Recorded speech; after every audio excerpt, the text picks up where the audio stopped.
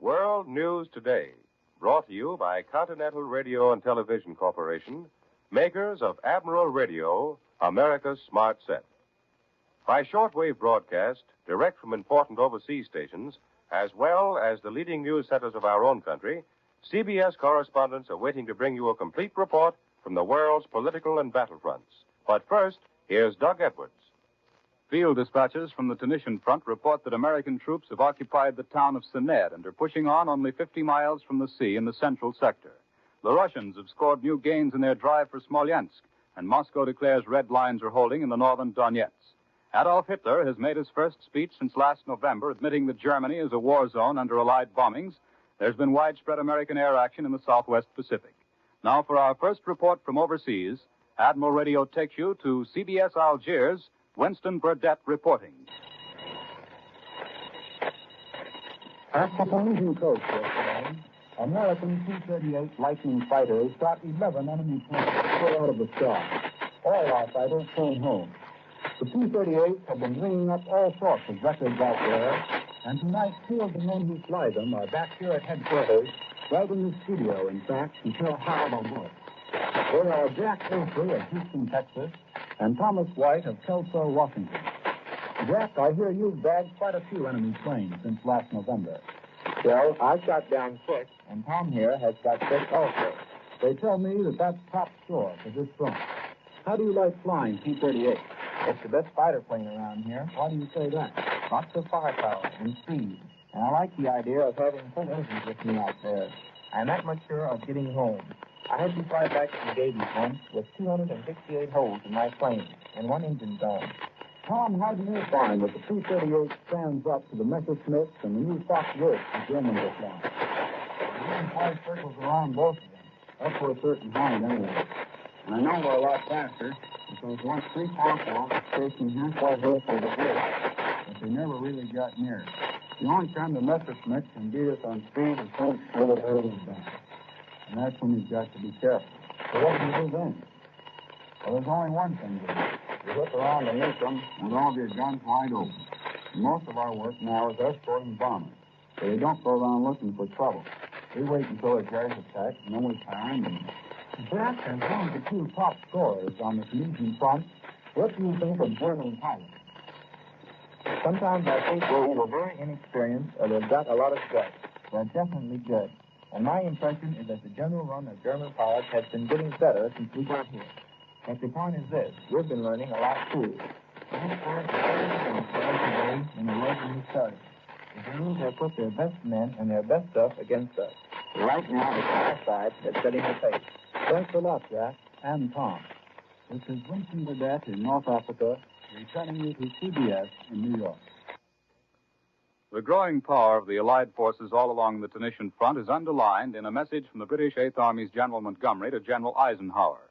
Montgomery said his men look forward to joining forces with the Americans very shortly, and after that, said Montgomery, we will finish off the business very quickly between us.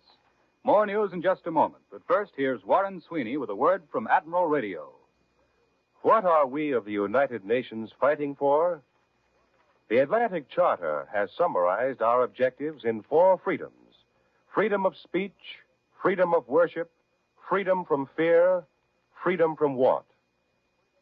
Not for worldly profit nor territorial gain, but for such simple ideals as these have the American people, American industry, and the might of our armed forces joined hands to wage a relentless war. To this end and no other have we put on record our firm determination of fighting until the Axis surrenders unconditionally. American industry, of which Admiral Radio is typical, has willingly relinquished the privileges and profits of normal production to help build the tools of war.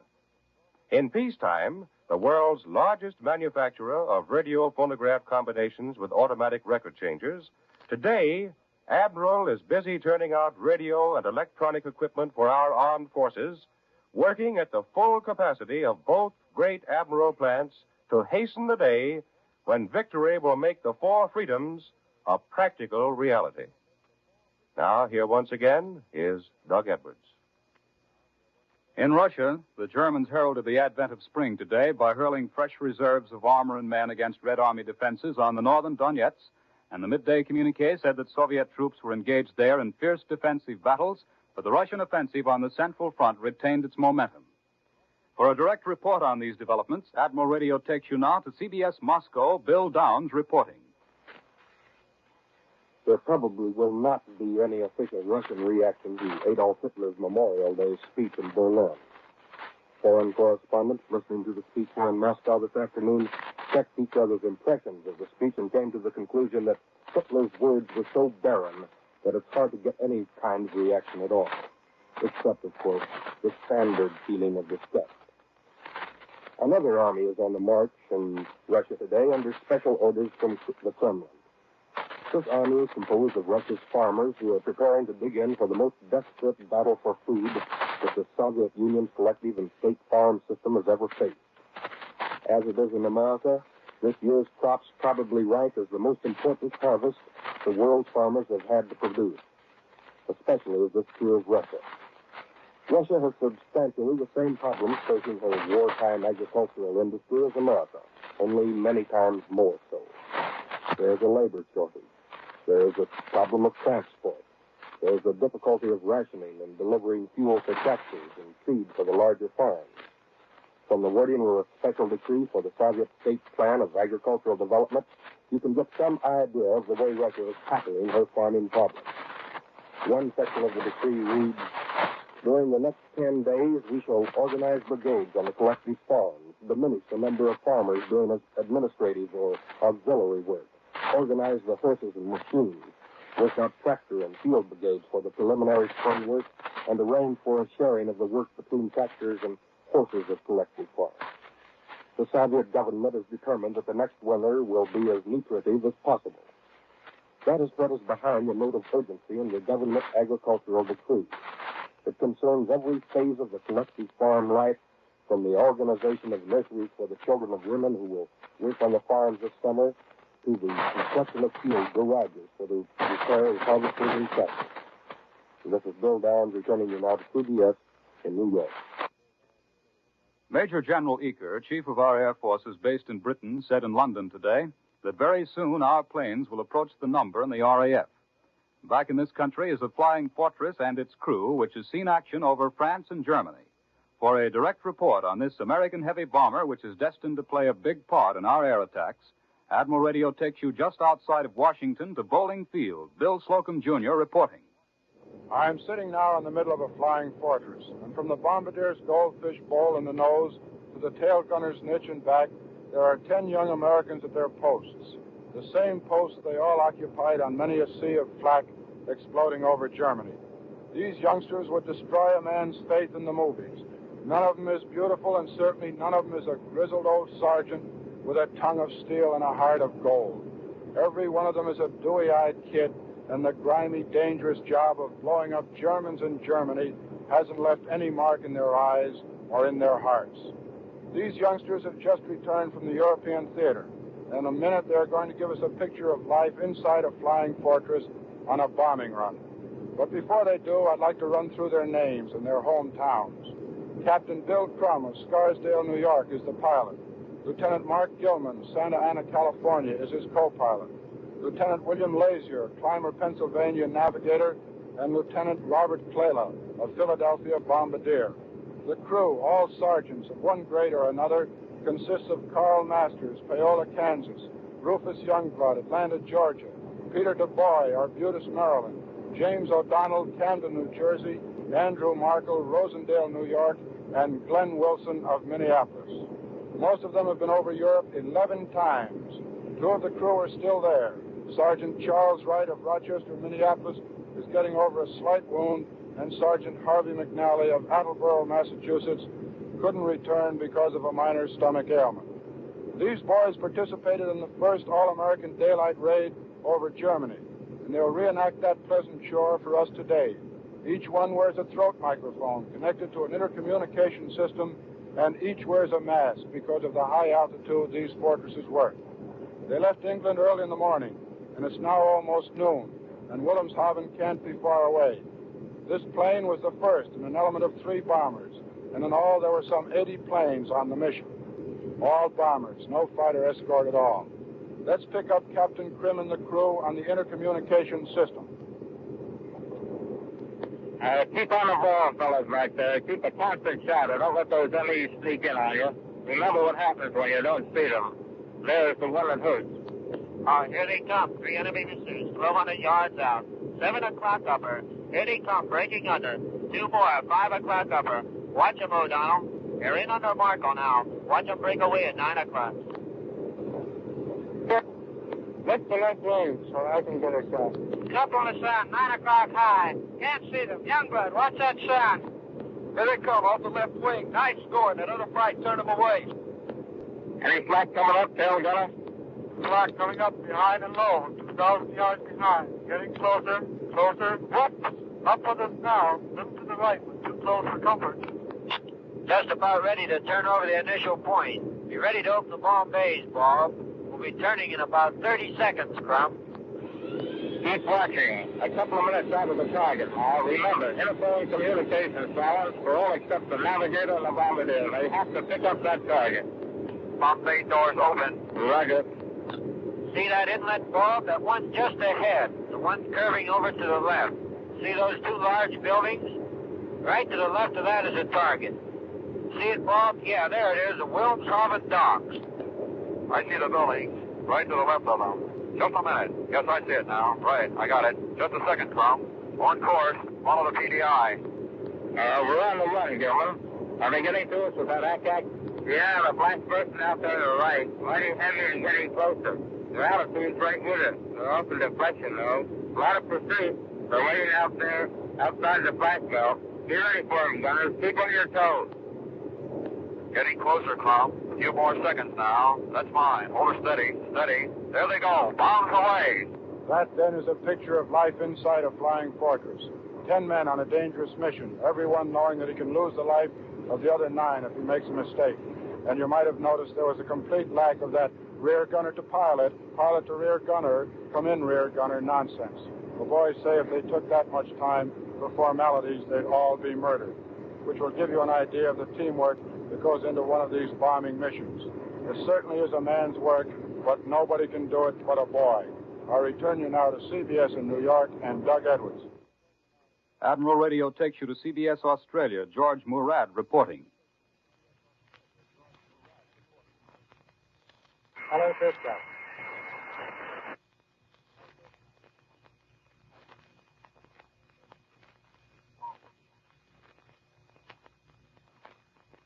This is CBS in San Francisco calling Australia. Go ahead, Australia.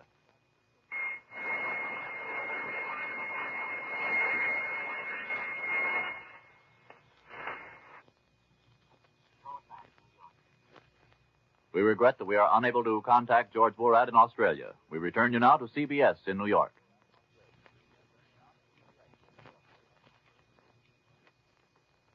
Here in our New York studio is Columbia's military analyst, Major George Fielding Elliott. The great battle on the Russian front along the River Donets is now passing into its 3rd phase. From the German point of view, it may be described as a battle of stabilization and disengagement. There can hardly be any thought in the minds of the German High Command that they can, in this area, effect the destruction of any considerable Russian force. Neither the terrain nor the conformation of the front could encourage them in such a view. Their purpose is rather to establish a strong, stabilized, defensive front from which they can disengage troops for other purposes. The first phase of this battle was the German counterattack between the Donets and the Dnieper. The purpose of this was, first of all, to save the German army in the Donets Basin from the encirclement and destruction threatened by the Russian thrust toward the bend of the Dnieper, which almost succeeded. The saving of the German army was accomplished when the key railway junctions were retaken and the Russians thrown back on Kharkov. But the Donets salient still remained unstable as long as Kharkov threatened its flank. Hence, the second phase was the recapture of Kharkov to act as a bastion for the German salient below the Donets. Now comes the 3rd phase, which is apparently directed toward reestablishing the old German winter line north of Kharkov, looking toward the recapture of Kursk and the relief of Orel from its present dangerous semi-encirclement. The Germans are throwing more and more troops into the line and are reporting heavy fighting and considerable gains all along the upper Donetsk. But the Russian claims are still that the Russian lines in this area are holding firm. In this country, the Navy has reported on new action in the Solomons, and there's an important announcement from the OPA. For details, Admiral Radio takes you now to CBS Washington, Lee White reporting. In a brief Solomons communique half an hour ago, the Navy announced 2 more dive bombings of Vila and the 97th raid on Munda. Flying fortresses have also bombed the Japanese installations on Kahili, also in the Solomons. 26 of the 55 new Republican members of the House of Representatives today pledged their wholehearted support to the collective security resolution of the Ball Hatch Group in the Senate. The 26 members have just signed a letter in which they call upon the government to establish a national foreign policy and take the lead in organizing a United Nations program for establishing political and economic security after the war. As this program goes off the air, OPA will issue an order freezing the retail sale of butter, margarine, lard, and the other edible fats and oils to be rationed on March 29, a week from tomorrow.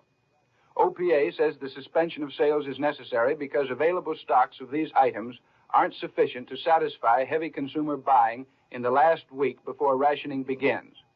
The freezing order goes into effect at 1 minute past midnight tomorrow morning. Only rationable fats and oils are affected. Meats and cheeses, except canned goods already frozen, will be freely sold on the open market until 1 minute past midnight, March 29, when point rationing goes into effect. This, as you know, is the first day of spring, the 4th spring of the Second World War. In the next few weeks, the frozen earth of Russia will be thawing out, and the Germans may be preparing for their 4th summer offensive. But Russia isn't the only theater of war in which the thaws of spring are important. The frozen earth of Alaska will soon be thawing, too. Here in the studio this afternoon is Colonel William C. Henry, Chief Engineer of the Army Signal Corps. He's made 4 trips to Alaska in the past 8 months, and he'll be going back again very shortly. Can you tell us, Colonel Henry, about some of the things we're doing in Alaska? One of my jobs is communications on the Alcan Highway.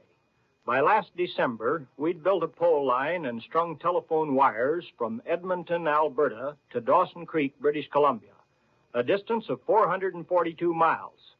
By this October, we plan to have the line all the way to Fairbanks, Alaska, a total distance of 2,060 miles. It'll be a tough job, but I know we can do it. They said we couldn't get the line up even as far as Dawson Creek by last December 1st. But we did it in spite of the worst snowstorms in 40 years and temperatures that varied from 30 to 70 degrees below zero. The ground up there was frozen to a depth of 6 feet. We couldn't dig our post holes. We had to blast them out with dynamite. This spring, the problem's a little different. Part of the highway's built on frozen vegetation, or muskeg as they call it in Alaska. And when it thaws out, the highway will begin to slip, and the Corps of Engineers will have to shore it up and fill it in with logs and gravel. The Signal Corps has the same sort of a problem. We'll have to erect some of our poles in the form of tripods, 3-legged poles that can float on top of the bog in the summertime. Why are telephones so important, Colonel? Can't you use radio up there? We are using radio right now. We'd be lost without it. But there are all sorts of magnetic disturbances that far north. The northern lights, for example, which interfere with radio reception.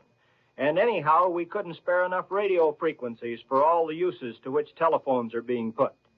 The Transportation Corps has established a series of rest camps or dispatch points, one every 100 miles, and they all have to be in constant communication.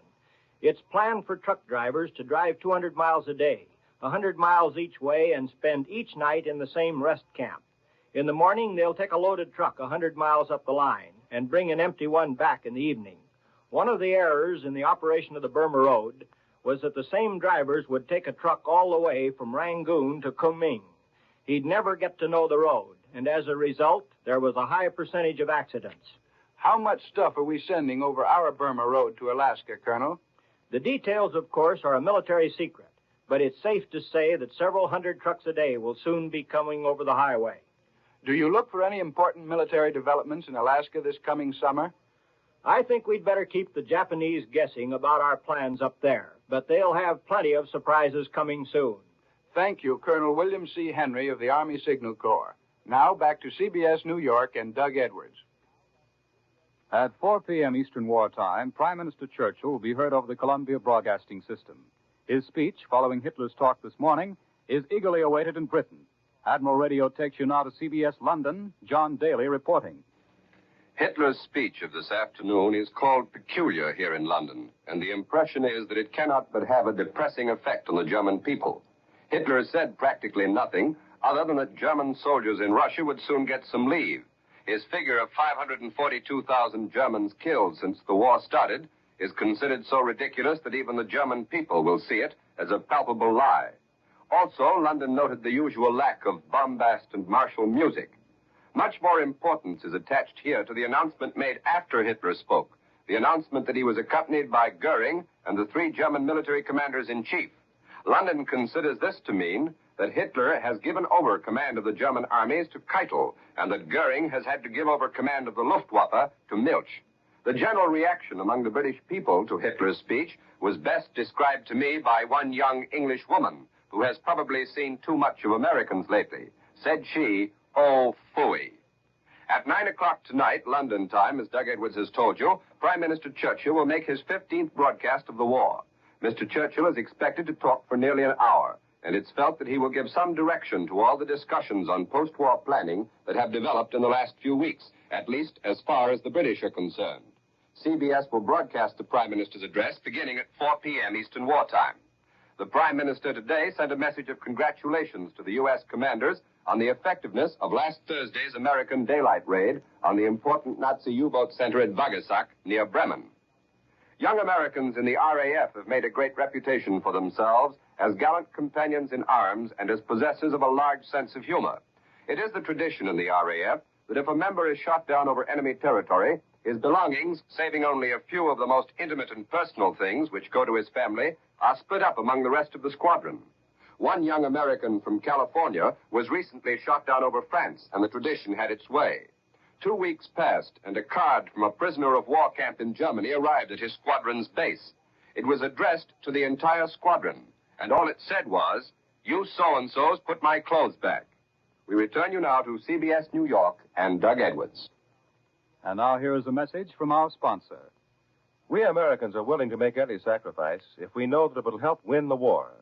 As yet, these sacrifices haven't caused us any real hardship. For instance, it's almost impossible to buy a new radio, but your present set will last for the duration if you take one simple precaution. Have your Admiral dealer check it twice a year regularly. A simple precaution, yes, but not one to be neglected. For regular checkups give your Admiral dealer a chance to anticipate and stop trouble. If your Admiral dealer discovers some vital part will need replacement in the near future, he'll order one immediately and probably have it in time so you won't miss a single broadcast. This is a valuable service in these days of shortages, one rendered by all Admiral dealers, trained experts who have the backing of the Admiral organization. Call your Admiral dealer. Ask him to check your radio twice a year regularly. You'll be glad you did. Uncle Sam is appealing to American women for aid, real practical aid. He needs 5 million more women in war jobs by the end of 1943. He'll train applicants free, place them at no cost at work that pays well. Any job, either in a war plant or in an industry producing the essentials of civilian life, is a war job. Your being in such work does not affect the draft status of your husband in any way. So please, visit your local office of the United States Employment Service at once and find the job you can do that will help win the war. World News Today is brought to you each Sunday at this hour by Continental Radio and Television Corporation, makers of Admiral Radio, America's smart set. Be sure to listen again next Sunday when Admiral brings you World News Today by shortwave, direct from the leading news centers of the world. This is the Columbia Broadcasting System. WBBM, Chicago.